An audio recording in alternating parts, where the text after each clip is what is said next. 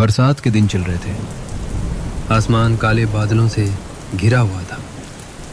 लगातार हो रही बारिश की वजह से पूरे गांव में सन्नाटा पसरा था। सड़कें पानी से भर चुकी थीं और चारों तरफ ठंडी हवा चल रही थी। गांव की एक छोटी सी चाय की दुकान में कुछ लोग बारिश से बचने के लिए बैठे थे। टीन की छत पर गिरती बारिश की टप टप आवाज़ पूरे माहौल को और भी रहस्यमय बना रही थी। चूल्हे पे अदरक वाली चाय उबल रही थी और उसकी खुशबू पूरे दुकान में फैली हुई थी। दुकान के अंदर लकड़ी की पुरानी बेंच पर दो बुजुर्ग, रामदास और गंगाराम, तथा दो युवा, अर्जुन और मोहन बैठे थे। सामने चाय बना रहा था हरिराम, जो उस छोटी सी दुकान का मालिक था। चारों लोग चाय की चुस्कियां लेते हुए कभी खेती की बातें करते, कभी गांव के पुराने दिनों को याद करते, तो कभी हंसी मजाक में एक दूसरे की टांग खींचने लगते।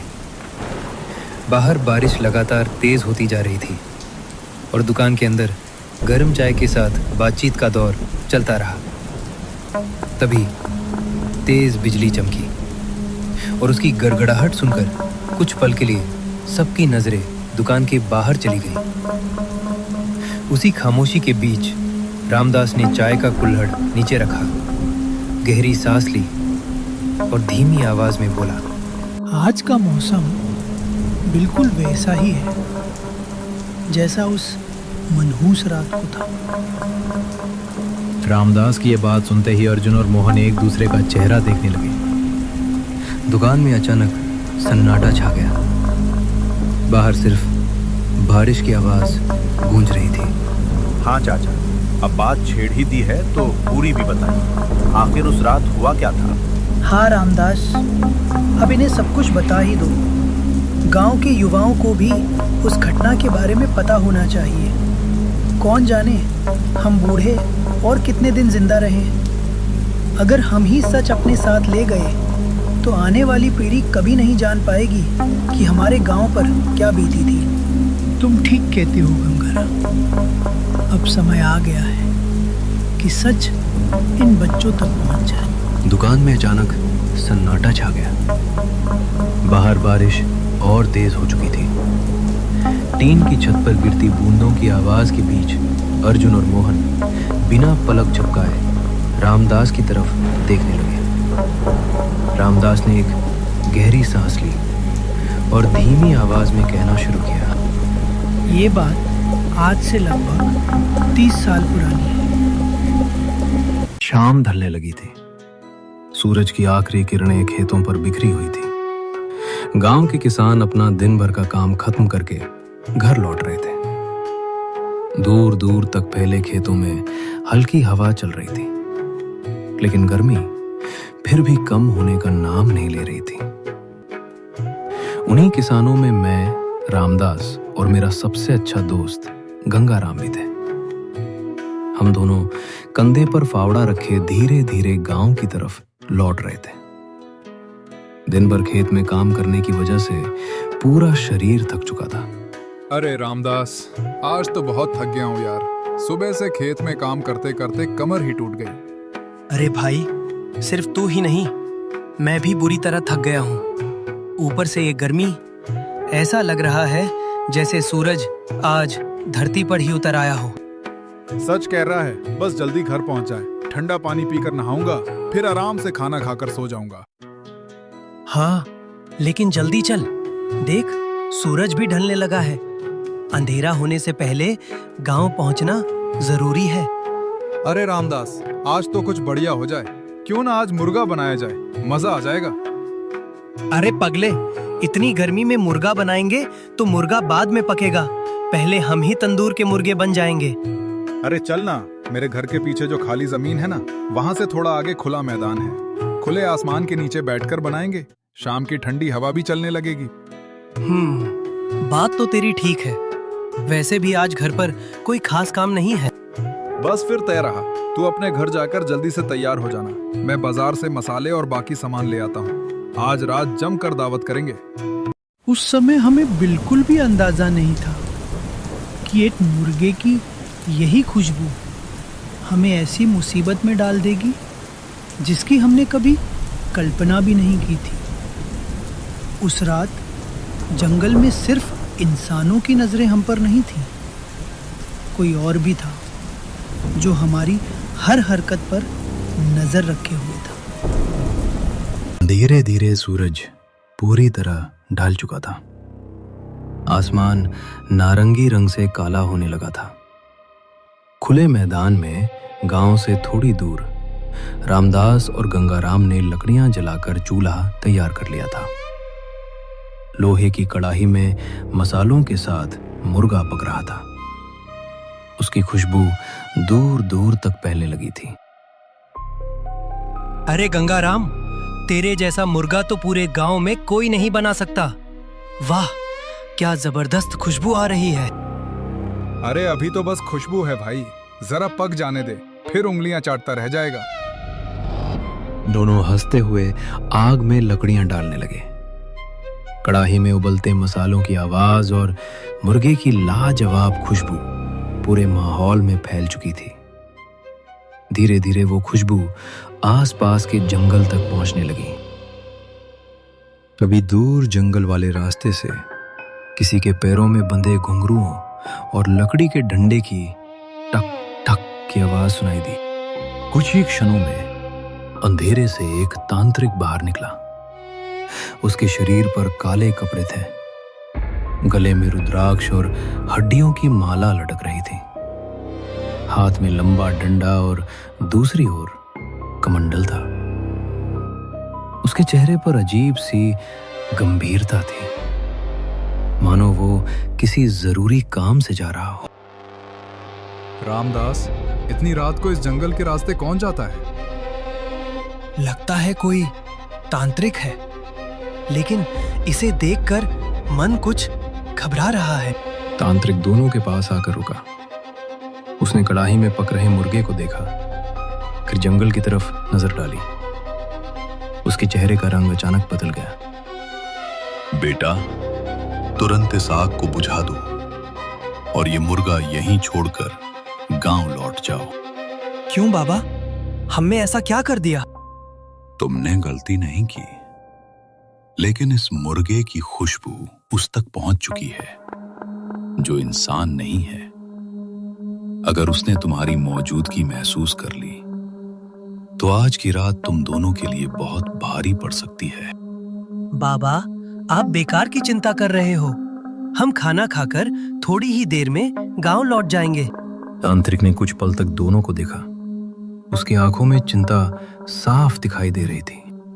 मैंने अपना फर्ज निभा दिया है बेटा। तुम्हें चेतावनी दे दी है।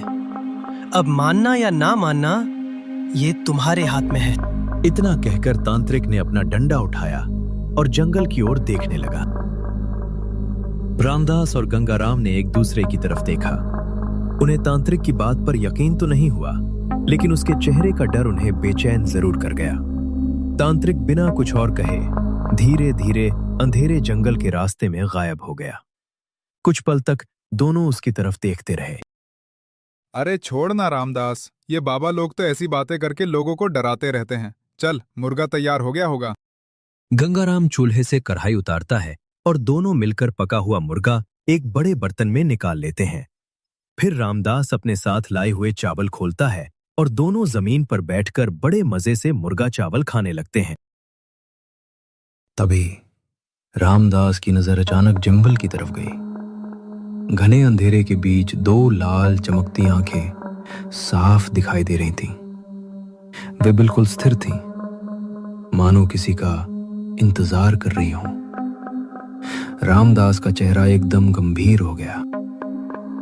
गंगाराम, जरा उधर देख। अरे सच में, वहां कुछ तो है। लगता है मुर्गे की खुशबू सूंघकर कोई जंगली जानवर आ गया है। शायद भेड़िया होगा। तू चिंता मत कर, अभी जाकर उसे भगा देता हूँ। अरे रुक, बाबा ने भी तो मना किया था जंगल की तरफ जाने से। अरे यार, वो कोई भूत प्रेत नहीं है, कोई भूखा जानवर होगा। दो डंडे पड़ेंगे तो भाग जाएगा। तभी उन लाल आंखों ने धीरे धीरे उनकी तरफ बढ़ना शुरू कर दिया। पहले तो दोनों को लगा कि कोई जंगली जानवर होगा, लेकिन जैसे जैसे वो साया पास आने लगा, दोनों के चेहरों का रंग उड़ने लगा। गंगाराम, ये हमारी तरफ ही आ रहा है। नहीं, कोई भेड़िया इतना सीधा इंसानों की तरफ नहीं आता। अब वो साया और करीब आ चुका था। उसकी लाल आंखें अंधेरे में अंगारों की तरह चमक रही थीं, लेकिन घने अंधेरे की वजह से उसका चेहरा अभी भी साफ दिखाई नहीं दे रहा था। ठंडी हवा का एक तेज झोंका आया और जलती हुई आग की लपटें जोर से हिलने लगीं। दोनों दोस्त अब पूरी तरह डर चुके थे। उनके दिल इतनी तेज धड़क रहे थे कि मानो सीने से बाहर निकल आएंगे। वो साया धीरे धीरे उनकी तरफ बढ़ता चला आ रहा था। हर कदम के साथ दोनों की धड़कनें तेज होती जा रही थी। लेकिन तभी जो चीज उन्होंने देखी, उसे देखकर दोनों के पैरों तले जमीन खिसक गई। वो लाल आंखें अब एक नहीं थीं, पहले 2, फिर 4। गंगाराम, ये अकेला नहीं है।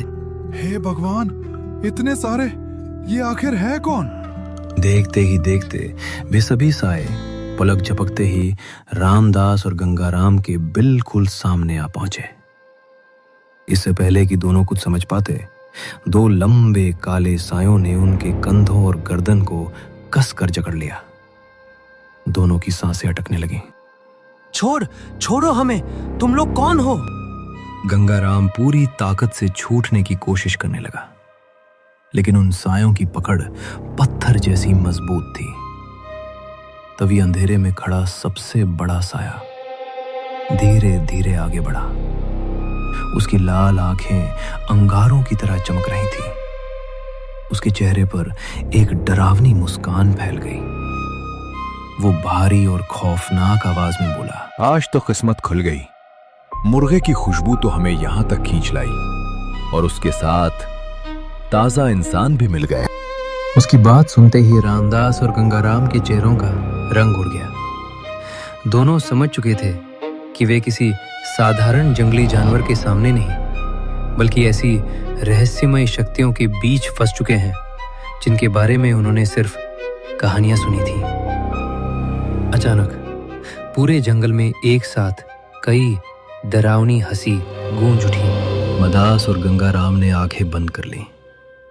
उन्हें लगा कि अब उनकी मौत निश्चित है। तभी दूर से एक तेज और गूंजती हुई आवाज सुनाई दी, रुको!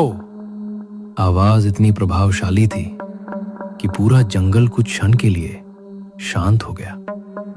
अंधेरे से एक साधु हाथ में कमंडल और दंड लिए उनकी ओर बढ़ता हुआ दिखाई दिया। उसके चेहरे पर जरा भी डर नहीं था। कौन हो तुम, और इन बेगुनाह लोगों को क्यों पकड़े हुए हो? बूढ़े, अपनी जान प्यारी है तो यहाँ से चला जा, वरना इन दोनों के साथ तेरा भी यही हाल होगा। लेकिन साधु के चेहरे पर कोई डर नहीं था। उन्होंने शांत भाव से अपने कमंडल से जल निकाला, आंखें बंद करके कुछ मंत्रों का जाप किया और फिर उस जल का छिड़काव उन सायों की ओर कर दिया। जैसे ही जल की बूंदें उन सायों पर पड़ी, वे सभी एक साथ दर्द से चीख उठे। उनकी लाल आंखों की चमक बुझने लगी। काले साए धुएं की तरह हवा में घुलने लगे। कुछ ही क्षणों में पूरा जंगल फिर से शांत हो गया, मानो वहां कभी कोई था ही नहीं। रामदास और गंगाराम जमीन पर गिर पड़े। दोनों तेज तेज सांस ले रहे थे। उन्होंने कांपते हुए साधु की ओर देखा। उन्हें समझ नहीं आ रहा था कि उनकी जान बचाने वाला ये साधु आखिर कौन था। बाबा, आपका बहुत बहुत धन्यवाद। अगर आप समय पर नहीं आते तो आज हम दोनों जिंदा नहीं बचते। सच में बाबा, आपने हमारी जान बचा ली। बेटा, किसी की रक्षा करना ही एक साधु का धर्म है। बाबा, क्या आप बता सकते हो कि वो लोग कौन थे और इस जंगल में इस तरह क्यों भटक रहे हैं? साधु कुछ पल तक जंगल की ओर देखते रहे, फिर गहरी सांस लेकर बोले, आज से कई वर्ष पहले इसी गांव में भयानक महामारी फैली थी। देखते ही देखते पूरे गांव में मौत का सन्नाटा छा गया। हर दिन कई लोग अपनी जान गंवा रहे थे। उस समय ना कोई वैद्य उन लोगों का इलाज कर सका और ना ही कोई उनकी मदद के लिए आगे आया। कई लोगों का अंतिम संस्कार भी ठीक से नहीं हो पाया। उनकी अधूरी इच्छाएं और असमय हुई मृत्यु उनकी आत्माओं को आज तक बांधे हुए हैं, इसलिए वे इस जंगल में भटकती रहती। तो क्या वे आत्माएं अब भी यही हैं? हाँ, लेकिन चिंता मत करो, कल सुबह मैं पूरे गांव में एक विशेष हवन और शुद्धिकरण करूंगा। उसके बाद ये भटकती आत्माएं इस गांव की सीमा में फिर कभी प्रवेश नहीं कर पाएंगी। लेकिन याद रखना, आज रात किसी भी हालत में घर से बाहर मत निकलना, क्योंकि हवन होने से पहले वे आखिरी बार अपनी पूरी शक्ति के साथ लौटने की कोशिश जरूर करेंगी। साधु की यह बात सुनकर दोनों के चेहरे पर फिर से डर साफ दिखाई देने लगा। बाहर हवा तेज चलने लगी और जंगल से एक बार फिर किसी अनजानी आहट की आवाज सुनाई दी। इतना कहकर रामदास चुप हो गए। चाय की दुकान में कुछ पल के लिए गहरा सन्नाटा छा गया। बाहर बारिश अब भी लगातार बरस रही थी। टीन की छत पर गिरती बूंदों की आवाज के अलावा वहां कुछ भी सुनाई नहीं दे रहा था। आगे क्या हुआ चाचा? उस रात हम सब सुबह तक साधु बाबा के साथ ही रहे। सूरज निकलते ही बाबा पूरे गांव में घूमे। उन्होंने हवन किया, मंत्र पढ़े और पूरे गांव का शुद्धिकरण किया। फिर गांव की चारों दिशाओं में रक्षा बंधन करके ऐसी आध्यात्मिक सीमा बना दी कि कोई भी भटकती आत्मा गांव के अंदर प्रवेश न कर सके। अगर आपको हमारी ये डरावनी कहानी पसंद आई हो तो वीडियो को लाइक ज़रूर करें और चैनल को सब्सक्राइब कर दें। और हाँ, मेरी पिछली कहानी अमावस्या की रात का पार्ट 2 भी बहुत जल्द आने वाला है। अगर आपने उसका पहला भाग अभी तक नहीं देखा है तो अभी जाकर ज़रूर देखिए, ताकि पार्ट 2 का मज़ा दोगुना हो जाए। अपना ख्याल रखिए। धन्यवाद। हम बहुत जल्द फिर मिलेंगे एक नई और रोमांचक कहानी के साथ। तब तक के लिए नमस्कार।